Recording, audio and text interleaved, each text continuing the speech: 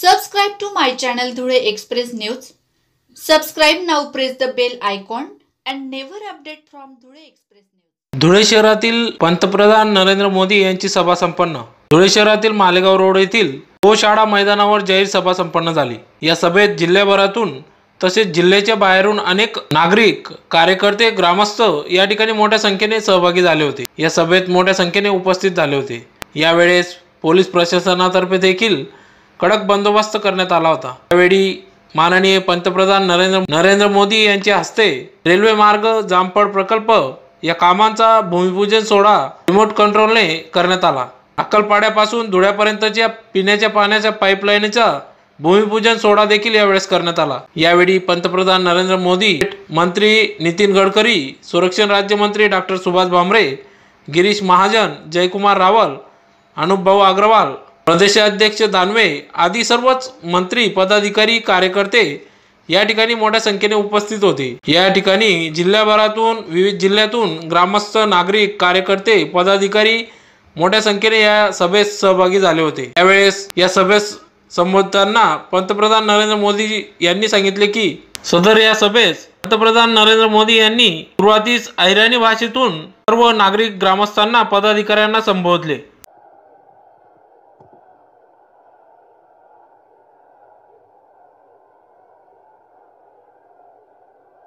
भारत माता की, भारत माता की, भारत माता की. आठे जमेल तमाम खानदेशना भाऊ बहिणीसले मनपूर्वक नमस्कार. तुम्हें इतला लोके माले आशीर्वाद देवाले उन्हात मनीषनी मी तुम्हाना आभारी से आठेना लोकेशना जीवावाना प्रकल्पना करता मी सहभागी राहणू याना माला आनंद से. आप सब ठीक है? मजामा छो? मंच पर विराजमान महाराष्ट्र के राज्यपाल श्रीमान विद्यासागर जी, मुख्यमंत्री श्री देवेंद्र जी, मंत्रिमंडल के मेरे साथी नितिन जी, डॉक्टर सुभाष भामरे जी, राज्य सरकार में मंत्री गिरीश महाजन जी, जयकुमार रावल जी, मंच पर उपस्थित अन्य सभी महानुभाव और यहां बड़ी संख्या में मुझे आशीर्वाद देने के लिए आए हुए मेरे प्यारे भाई और बहनों, मुझे बताया गया कि इतनी गर्मी में 2-2, 3-3 घंटे से आप लोग आकर के बैठे हैं. मैं आपकी इस तपस्या को प्रणाम करता हूं. साथियों, आज एक ऐसे समय पर मैं आप सभी के बीच में आया हूं जब पुलवामा में हमारे जवानों पर आतंकवादियों के हमले को लेकर देश आक्रोशित है. एक तरफ देश गुस्से में है तो दूसरी तरफ हर आंख नम है. महाराष्ट्र की मिट्टी ने भी सपूतों को खोया है. खानदेश की धरती से देश के सभी बहादुर सपूतों को और उनको जन्म देने वाली हर मां को मैं आदरपूर्वक नमन करता हूं.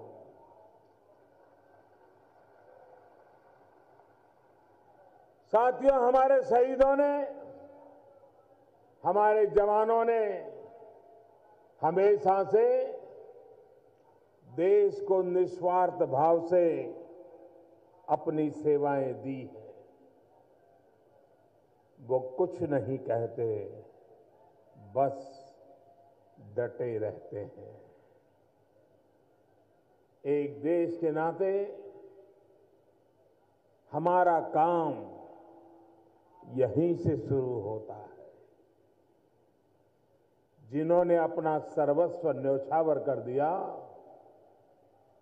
उनके परिवार के साथ हम हमेशा खड़े रहे। सरकार की, प्रशासन की तो ये जिम्मेदारी है, लेकिन एक नागरिक के तौर पर भी हमारी बहुत बड़ी जिम्मेदारी है। साथियों, ये संयम का समय है, संवेदनशीलता का समय है, ये शोक का समय है, लेकिन हर परिवार को मैं ये भरोसा देता हूं कि उनके परिवारों ने जो स्वजन खोया है, आपकी आंखों में जो आंसू है, उन आंसू का पूरा पूरा जवाब लिया जाएगा।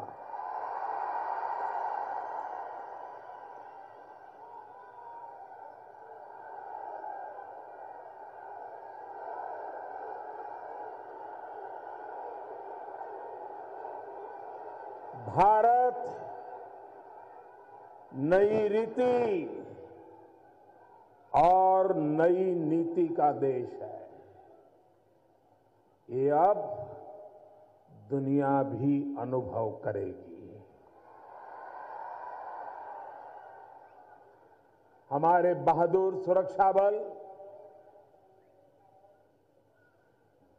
बंदूक चलाने वाला हो या बंदूक पकड़ाने वाला,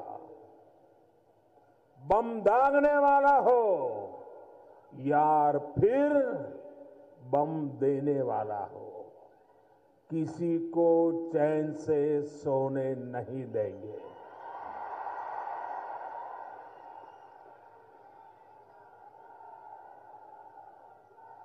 भारत की ये नीति रही है, हम किसी को छेड़ते नहीं हैं। लेकिन मैं फिर साफ कर दूं कि नए भारत को किसी ने छेड़ा तो वो छोड़ता भी नहीं है। ये हमारे सुरक्षा बलों ने पहले भी कर दिखाया है और अब भी कोई कसर छोड़ी नहीं जाएगी। भाई और बहनों, देश की सुरक्षा हो या फिर देश के सामान्य जन का जीवन आसान बनाने का प्रयास, सरकार निरंतर अपना काम कर रही है। आज धूले के विकास से जुड़ी हजारों करोड़ की परियोजनाओं का लोकार्पण और शिलान्यास किया गया है। धूले शहर में पानी और सीवेज से जुड़ी परियोजनाएं हो, किसानों के लिए सिंचाई से जुड़ी परियोजनाएं हो या फिर धूले की कनेक्टिविटी से जुड़े प्रोजेक्ट्स में, आप सभी को इस अनेक विध योजनाओं के लिए बहुत बहुत शुभकामनाएं देता हूं। भाई और बहनों, धूले के पास देश का एक महत्वपूर्ण औद्योगिक नगर बनने की पूरी संभावना है। ये ऐसी जगह पर स्थित है जहां से देश के अलग अलग शहरों में व्यापार की अनेक संभावनाएं हैं। यहां से कई बड़े बड़े नेशनल हाईवे गुजरते हैं। आज इस कनेक्टिविटी को हमने और सशक्त करते हुए 2 नई रेल लाइनों का शिलान्यास किया है। एक रेल लाइन के चौड़ीकरण और बिजलीकरण का भी काम पूरा किया गया है। इसके अलावा 3 नई ट्रेनों को भी आज हरी झंडी दिखाई गई है।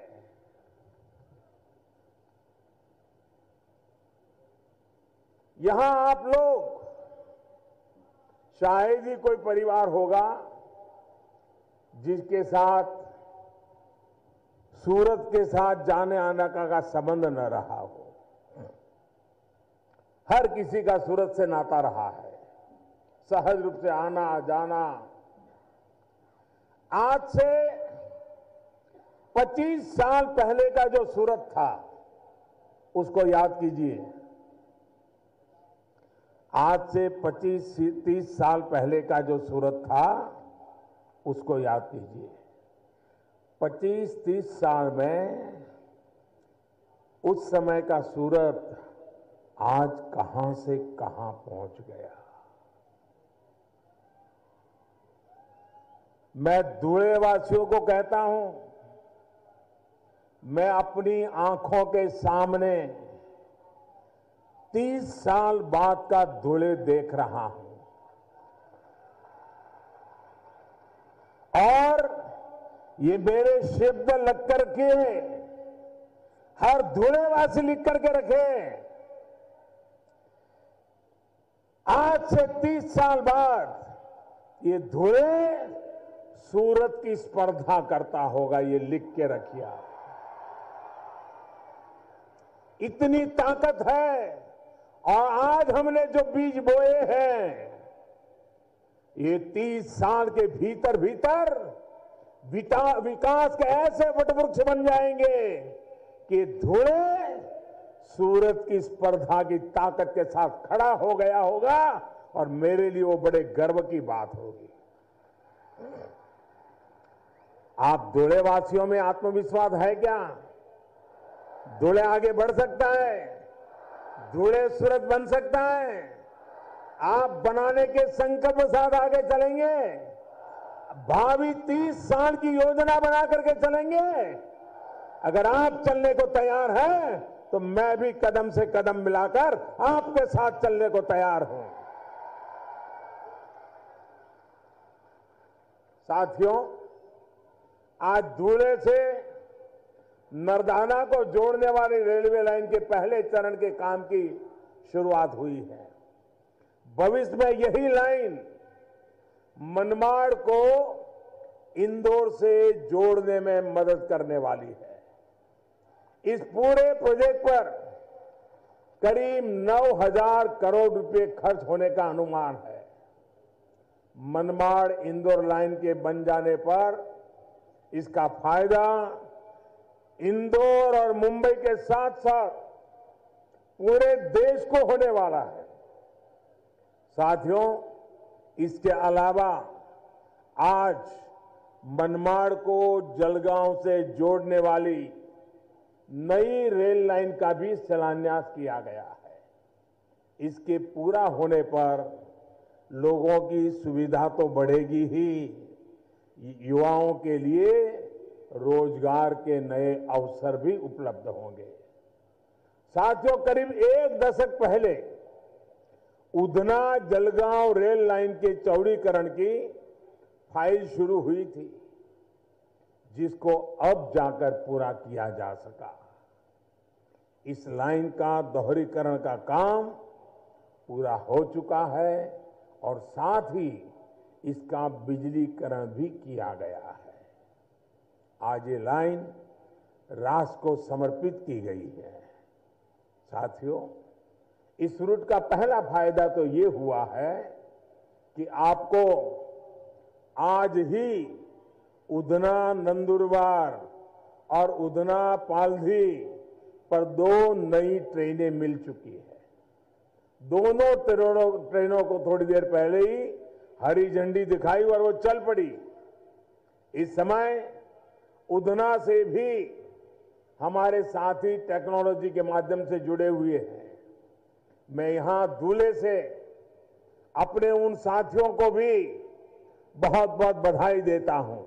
वहां भी इसी प्रकार का बड़ा जमावड़ा हुआ है। हमारे रेल राज्य मंत्री वहां मौजूद है, श्रीमान राजेंद्र गोहाई जी। साथियों, इनके अलावा भुसावल से बांद्रा तक चलने वाली खानदेश एक्सप्रेस ट्रेन से मुंबई और सूरत से धुले की कनेक्टिविटी और मजबूत होगी।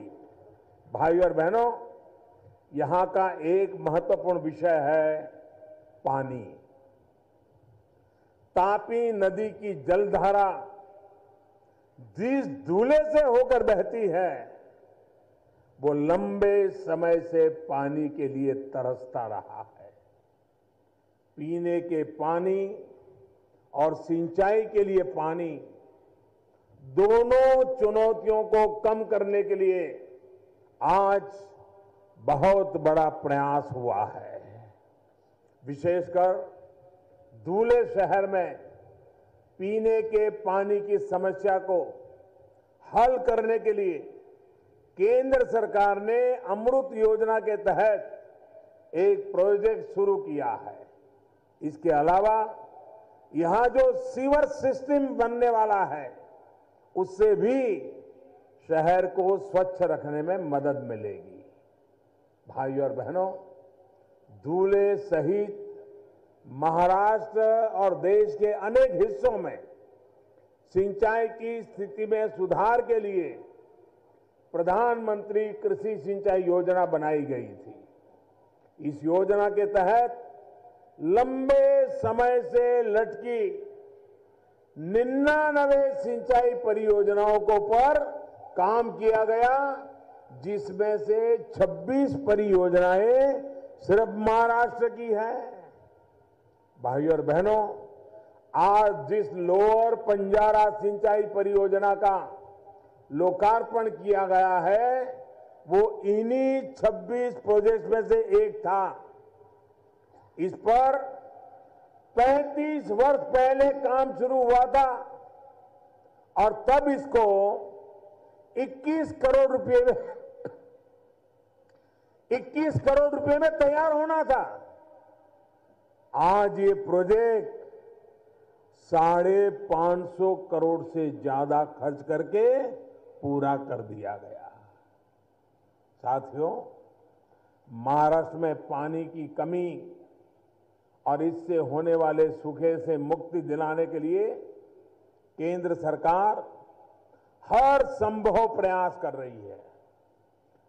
मराठवाड़, विदर्भ और महाराष्ट्र के दूसरे सूखाग्रस्त इलाकों के लिए भी कुल 91 सिंचाई परियोजनाओं को विशेष रूप से मंजूरी दी गई है। करीब 14,000 करोड़ की इन परियोजनाओं को समय सीमा के भीतर पूरा करने के लिए सरकार प्रयास कर रही है। जब ये प्रोजेक्ट पूरे हो जाएंगे तो इनसे 4.25 लाख हेक्टेयर से भी ज्यादा भूमि को सिंचाई के दायरे में लाया जा सकेगा। भाई और बहनों, सिंचाई और रेल की इन परियोजनाओं को जमीन पर उतारने में आपके सांसद और मंत्रिमंडल में मेरे सहयोगी डॉक्टर सुभाष भामरे जी का बहुत बड़ा योगदान है। वो जब भी मुझे मिलते थे, यहां के सूखाग्रस्त इलाकों की चिंता हर बार उनकी बातों में झलकती रही है। सुलावड़े जामफल कानोली सिंचाई योजना के लिए वो लगातार पीछे लगे रहते थे। इस परियोजना को लेकर पिछले 2 दशक से सिर्फ बातें चल रही थी। 2400 करोड़ रुपए की ज्यादा से की लागत के प्रोजेक्ट का आज शिलान्यास किया गया है।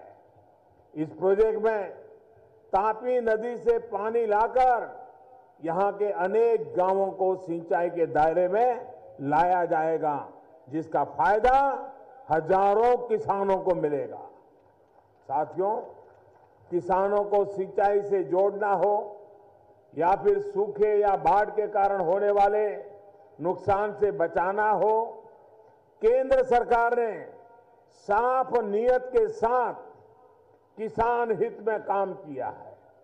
भाई और बहनों, किसानों और पशुपालकों को सशक्त करने के लिए इस बजट में भी केंद्र सरकार ने बड़ी योजनाओं का ऐलान किया है। प्रधानमंत्री किसान सम्मान निधि से ऐसे किसानों को जिनके पास 5 एकड़ से कम जमीन है, उनके बैंक खाते में हर वर्ष केंद्र सरकार 6,000 रुपये जमा करेगी। इससे मेरे किसानों को समय पर खाद खरीदने, बीज खरीदने, कीटनाशक खरीदने में मदद मिलेगी। साहूकारों से उनको ब्याज से पैसा नहीं लेना पड़ेगा। साथियों, इस योजना के तहत अगले 10 साल में किसानों के लिए खाते में 7.5 लाख करोड़ रुपया जमा किए जाएंगे। इसके अलावा ये भी तय किया गया है कि पशुपालकों को भी अब फसली ऋण की तरह किसान क्रेडिट कार्ड से ऋण की सुविधा मिल पाएगी। इससे हमारे दूध उत्पादकों, डेयरी उद्योग को बहुत बड़ा लाभ मिलने वाला है और गांव में ज्यादा आय आने वाली है। साथियों, गाय को लेकर तो धुले का अपना एक समृद्ध इतिहास रहा है। आज जहां ये सभा हो रही है, ये गोमाता की ही जमीन है। महान स्वातंत्र सेनानी रामेश्वर पोद्दार जी ने अपनी 14 एकड़ जमीन गौ सेवा के लिए समर्पित कर दी थी। दूल्हे की इसी परंपरा को अब और एक शक्ति मिलने वाली है। केंद्र सरकार ने इस बजट में गौ माता और गौ वंश की सेवा और उनके संवर्धन के लिए कामधेनु आयोग बनाने का फैसला किया है। ये आयोग पशुधन से हमारे गांवों के सशक्तिकरण की दिशा में अहम रोल निभाएगा। साथियों, गांव हो, गरीब हो या फिर हमारा आदिवासी, केंद्र जी की सरकार और महाराष्ट्र की सरकार पूरी क्षमता से काम कर रही है। सबका साथ, सबका विकास के संकल्प को हम जमीन पर उतारने पर जुटे हैं। दुनिया की सबसे बड़ी स्वास्थ्य योजना आयुष्मान भारत योजना पीएम जय का महाराष्ट्र के गरीब, वंचित, शोषित और आदिवासी परिवारों को बहुत बड़ा लाभ हो रहा है। इसके तहत अभी तक देश में 12 लाख से ज्यादा गरीब मरीजों को मुफ्त इलाज मिल चुका है, जिसमें से महाराष्ट्र के 70,000 से अधिक और धुले के लगभग 1800 मरीज ने इसका लाभ लिया है। हर वर्ष 5 लाख रुपए तक का मुफ्त इलाज सुनिश्चित करने वाली इस योजना से लाखों गरीब, वंचित, आदिवासी परिवारों में एक नई उम्मीद जगी है। अभी यहां मंच पर आने से पहले मैं यहां पर आयुष्मान योजना के जो लाभार्थी हैं, उसमें से कुछ लाभार्थियों को मुझे मिलने का अवसर मिला। पहले किस तरह इलाज का खर्च सोचकर वो इलाज टाल देते थे, बीमारी झेलते थे, मौत का इंतजार करते थे, लेकिन पैसों के अभाव में उपचार नहीं करवा पा रहे थे। लेकिन जैसे उनको आयुष्मान भारत योजना का पता चला, उन्होंने उसका लाभ लिया और आज कैसे आयुष्मान योजना ने उनके जीवन को बचाया है। एक नए सपनों के साथ आज उनसे मैं जब बात कर रहा था, तो उनकी आंखों में वो चेतना नजर आती थी, नए सपने बुन रहे थे। मैं सचमुच में उनकी बातें सुन करके मन को इतना समाधान हो रहा था। उनके आशीर्वाद मुझे वो ताकत दे रहे थे कि मैं इस देश के हर नागरिक के लिए जितना कर सकूं, कभी कोई कमी न रह पाए। भाइयों बहनों, मैं एक बार फिर आप सभी को विकास की परियोजनाओं के लिए बहुत बहुत शुभकामनाओं के साथ मैं अपनी बात समाप्त करता हूं।